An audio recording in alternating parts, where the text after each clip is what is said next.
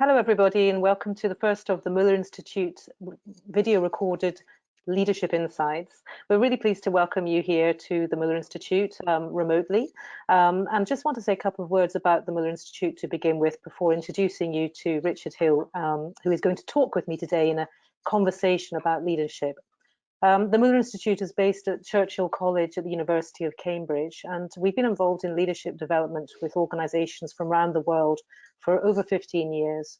We have the opportunity to work with many different leaders in terms of helping them to move forwards in their thinking, helping them to meet other leaders and discuss issues that are important to them to help them.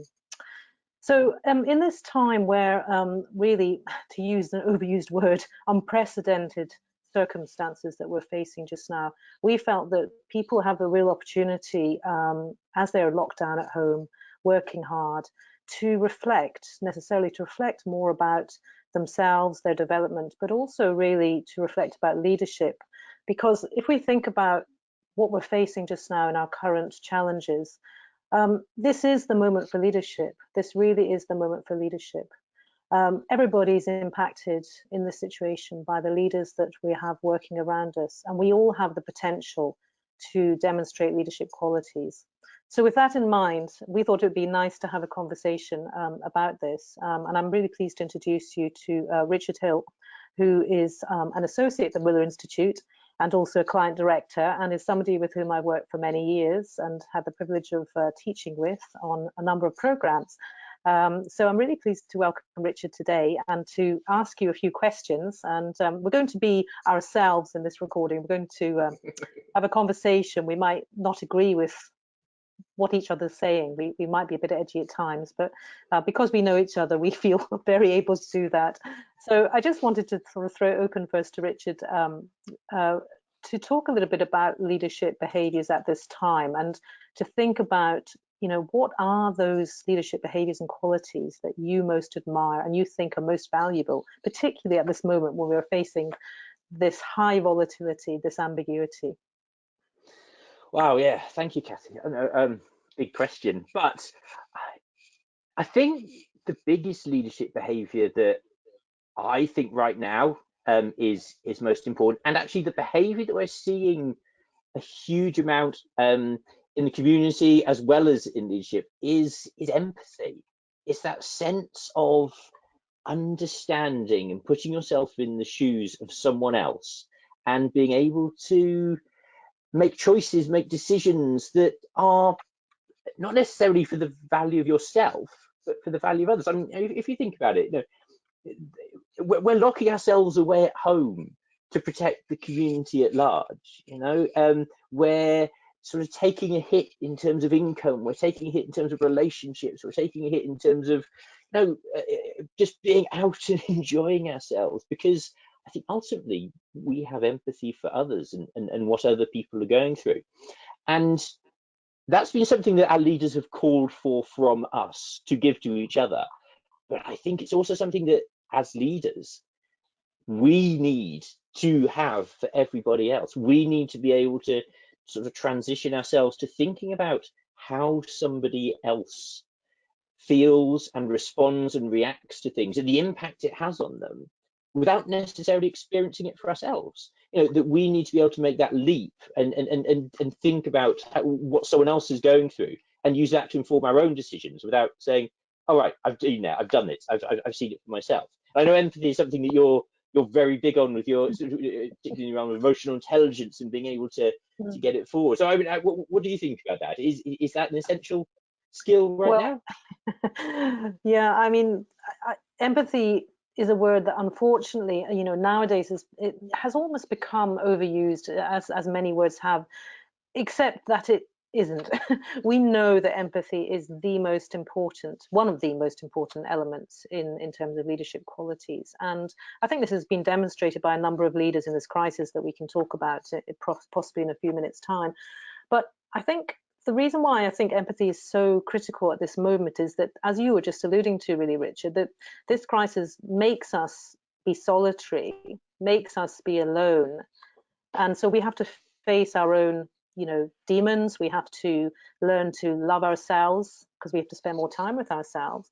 But at the same time, and we're worried about ourselves. We're worried about our situations. We're worried about our personal situations. We're concerned about our families. We're afraid. We're facing fear. And yet, at the same time, we have to be able to, as you say, to think about our teams and the people that we work with and the businesses that we're leading, and protect them and to help them go forward. So it's this kind of strange dichotomy between having to think about ourselves, but at the same time having to demonstrate this real, what I would call empathic leadership in terms of how we deal with other people. And I think that on the stage, on the global stage, those leaders that demonstrate that in their organizations are becoming particularly noticed by the global audience as we're bombarded with information about leaders that constantly, particularly those obviously in government at this time. Yeah, it's interesting you say empathy is perhaps a little bit overused and overwrought, and yeah, I can see where you're coming from with that. Times it becomes a bit of a go-to word that can be used as window dressing for pretending or feeling or whitewashing sort of decisions by kind of going, this is a tough decision, but I understand. Can empathy sometimes, because we're talking about leaders in many different contexts and cultures, empathy does carry a risk of being a little bit soft, I suppose, doesn't it? Yeah. Of saying, oh, you're not being decisive, you're not being strong. How, is there a weakness in you wanting to feel how other people feel? We're looking for a decisiveness and an action and something that can be grabbed hold of and say, we're stepping forward and doing this now. I mean, I think that there is a risk that people's need for solutions can potentially override that sense of talking in empathic language. But I think it's more than a communication thing. I think that you can sound decisive, but have empathy sort of underwriting those decisions. You can be someone who feels and understands and engages, but the manner of your communication is perhaps more of a sort of projecting strength, projecting sort of certainty in a way that sort of having feelings about things can sometimes make people go, oh, well, what do you really think? What do you really think about this? Exactly. You're just being too soft. Yeah. That's right. There's this notion, I think, that's coming across from, as I say, some of the great role models that we're seeing, because obviously we're seeing good leadership and bad leadership at this time. But it's this idea about the leaders standing with their people, standing with them in this crisis, rolling up their sleeve, feeling the pain, feeling and understanding what their people are going through, because what they have to ask their people to do is actually quite enormous. So they're going to have to ask people to, possibly take pay cuts, to forget their bonuses, to furlough their staff. And, they have to show that they understand that what they're asking is actually really, really challenging, and that they don't just expect the people to do it. And what I've seen, and even in our own organizations that we work in, is that people are showing sort of amazing strength, and that if they have a leader who is sharing that pain and they are willing to do so much and go to such great lengths to work together to try and build a better future in a post-COVID reality. That's what it feels like. Yes, and actually, I think we're going on to something here which I think is perhaps probably one of the leadership behaviors which personally I have sort of difficulties and would challenge a lot in terms of being potentially sort of overrated and reach for too much, which is authority. I have great difficulty sort of reconciling leadership with use of power and use of authority. I'm not necessarily talking about authoritativeness, because you can speak with empathy and you can speak with strength in an authoritative way, but using authority as a tool to to get your vision enacted, to get your decisions made and put forward. I think that's the balance that we have to strike now, because we're looking for authoritative voices. We're looking for people who have certainty about what's the next step. When do you come out of lockdown? When does social life start up again? When do we start to progress things? But I think it's a mistake for people to use tools of power and tools of authority to influence and engage those around them to make things forward. So Yeah, I know some people disagree with this, but I think that as soon as a leader uses power overtly, they stop becoming a leader. They just become the person in charge. And we can't absolutely. confuse being in charge with being a leader. And I think we're at risk of doing that sometimes. I think we're at risk Mm, of saying, okay, that's the person who is in charge. So I therefore project a leadership responsibility onto them, but they're not doing it as a leader. They're simply doing it exactly. as someone who has power. Yeah. I mean, I And I don't think, know. yeah, I think you're absolutely right. It really does, that this situation highlights that absolutely. And I know that you will agree with me that some of the leaders that we've worked with over the years, some of the best behaviors from leaders are when they are able to have courageous conversations with with their leadership team, with their senior executives, and help those in a very kind of coaching style, help those leaders to actually come to the conclusions themselves on what needs to be done. And that is the style that works, because then people are buying into the solution. They believe the solution is coming from themselves, supported by their overall leader. So, you know, if there's a difficult decision to be made about staff headcount, let's say, or a pay cut for you as a leader, you know, the most accomplished leaders are able to have a conversation, a highly skilled conversation that allows you to come to that conclusion and feel that you're supported by your leader to deliver on that solution, no matter what it takes. And that's the way it works best. And I think, as you said, authority just will not wash in this scenario at all. Yeah, I guess that well, I'd sort of take that a little bit further and almost say that leadership is not an individual act; it's a communal act. That on the one hand, very obviously, leadership is by consent. We allow people to lead us. We become followers, and in a very positive sense, not in sort of sheep kind of following the authoritarian line, but we allow leaders to lead us. And as a result, that leader responds and reacts to everything that we do and everything that we say and everything that we push forward, and in turn allows us to have control over our own domains, have autonomy and empowerment in the spaces that we lead in. And a leader at the top of a hierarchy that doesn't recognize that within that hierarchy, within that structure that they're working within, there are all these different points of knowledge and expertise that have to be enabled, that have to be brought forward. Yeah, as you say, the best leaders and the best leadership teams are ones that can reach down into the organization around them and say, I know you've got this. I trust you. I've created a framework in which you can take this forward. That's my role as leader. But you're the one who knows. You're the one who Mm, has the technical expertise, has the experience, has the contextual knowledge, to be mm, able to take this forward. And that's and for me, so potentially actually these two lines of empathy and authority are so heavily interconnected. And I maybe could argue that those leaders who assert authority are those who are potentially lacking in empathy. Because if you have empathy, then you immediately recognize those around you have the capacity and are individuals with their own motivations and their own pressures and their own ideas and their own experiences that are different to yours that you can draw on. that's And right. and as you're saying, there are sort of leadership examples around us, of those who are doing this incredibly well. We see people in the world who can do this.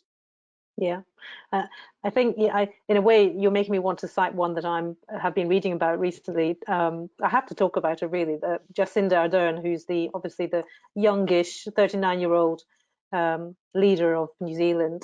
I think she has been an inspirational role model for us, actually. First of all, she isn't that mature. She's quite young, anyway, from where I'm sitting. And she has been able to demonstrate an amazing communication ability in terms of her abilities at this very, very, very difficult moment. I think what she's shown are that, her messages are always clear, they're always consistent, They are realistic and yet hopeful. And this is very soothing for people to understand that, you know, she's not peddling miscommunication, because this is the thing that people, I think, people are bombarded by information at this moment. And obviously we know all about the different aspects that are very negative just now in the news in terms of how people are informed or not, or misinformed. But what she does is that she has been able, and we've seen it on a global stage, to show that she is standing with her people, that she is going to tell them the truth, and that she is going to help them to move forwards. And in fact, not only this, you know, you were talking about empathy being like a soft, possibly sometimes thought of as a woolly concept and a soft skill. She's shown empathy, but at the same time, what she's done has actually delivered results, because New Zealand has been a prime example of one of the countries that have reacted and responded in quite a positive manner, that has been backed up by the results of their, you know, their dealings with the crisis. So I just wanted to cite her because she is one in the government sector that I think stands out to us just now in this time. And what's interesting, showing that she's also done it repeatedly, because obviously there's the current sort of COVID-19 coronavirus situation, but also with the mass shootings that took place in New Zealand last year. She did exactly the same thing. So it shows that this is a trait, a behavior that she has, and she is able to bring in. Because sometimes leaders can get lucky with their response to a particular context, and they get it right in one particular way, and then they don't do it again because it was something that happened in one place at one time. But a great leader can repeat that, and I think that shows that leadership is a skill, and it shows that leadership is a talent that you can nurture and you can develop and you can repeat, because the repeatability is what makes leadership valuable. You can do it more than once, in more than one setting, in more than one context. And I mean, one thing, just out of interest, I'd be interested, you making reference to her age there, and she's one of the sort of youngest leaders out there at the moment in terms of the government. Do you think that this capacity for empathy and using it so well, is there a generational divide between it? Because, you know, we have all these conversations about Generation X, millennials, baby boomers, all that, the whole thing. Is there a generational difference, or is it that person has spent time developing the skill for themselves? I mean, I think in a way she's caught our attention. It does help that she is, in a sense, unusual, because she's also slightly younger, perhaps, than other governmental leaders of her status. However, I tend to veer away from the sort of the pigeonholing of the different ages that you've mentioned. I think that she has this, she's learned this, or, you know, she's learned this empathy will help her to bring people forward, to lead people. So I'm not sure that whether that's a generational thing or it's something that's happened and developed within her during her lifetime and her experiences thus far. But I think it really does help her, wherever it comes from. It's unbelievably strong at this moment in the way that she's communicating. Yeah, because I agree with you, because we have in the last few years, I think, got an awful lot caught up in the generational difference. And one of the kind of standard tropes is about how, you know, sort of millennials want to feel things, they engage sort of better, rather than the sort of the buttoned up sort of previous generations who kind of don't want to talk about feelings in the workplace so much, sort of separate home and work and engagement. But I really think that every leader that I've seen of any generation who impresses is someone who can engage with that sense of feeling, that sense of presence, that sense of understanding who they are and how they relate to the context they're in. And what they don't try and do is shape the context to them, but they shape themselves to the context, and they adapt and learn, and they bring all those different tools and all the little skills they have in their box of tricks out as leaders to be able to sort of pivot as things change. And again, maybe it's going back to the sense of the authority focused leaders who try and fix the context around them, who they make the space fit who they are and what they're trying to do, which inevitably fails. Maybe Absolutely. it'll work for And short term. yeah, and it resonates a lot with an area of work of one of our associates who is an expert in mindfulness on what he calls quiet leadership and the quiet ego. And this is the idea behind the fact that the best leaders can very much be those that are able to marshal their resources and, just as you say, be present and be mindful about what they're doing with their people in that moment. So I think that's it's an interesting notion that, as you know, we work with a lot of leaders, and I think part of leadership development is developing a self-awareness as a leader, of your strengths. Yes, because you need to build those, but also areas that you might need to develop in. And this idea of quiet ego is a very powerful one, which our associate is doing a lot of research into at this moment. Yeah, having that strength to recognize you aren't the most important thing in the room, I think is quite a valuable thing, and perhaps some leaders are better than that than others. Yes, absolutely.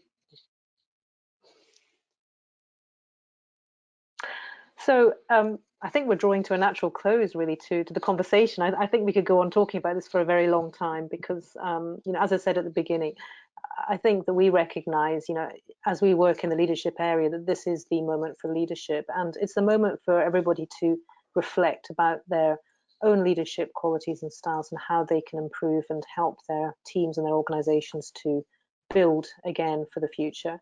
So I want to thank everybody who's listened to this short conversation, and just to remind you that we will be having a continuing focus on leadership at this time with other associates of the Møller Institute going forward. So we hope that you are able to listen to other recordings that we will be making in the coming weeks. So thank you very much for listening to us this time round. Thank you.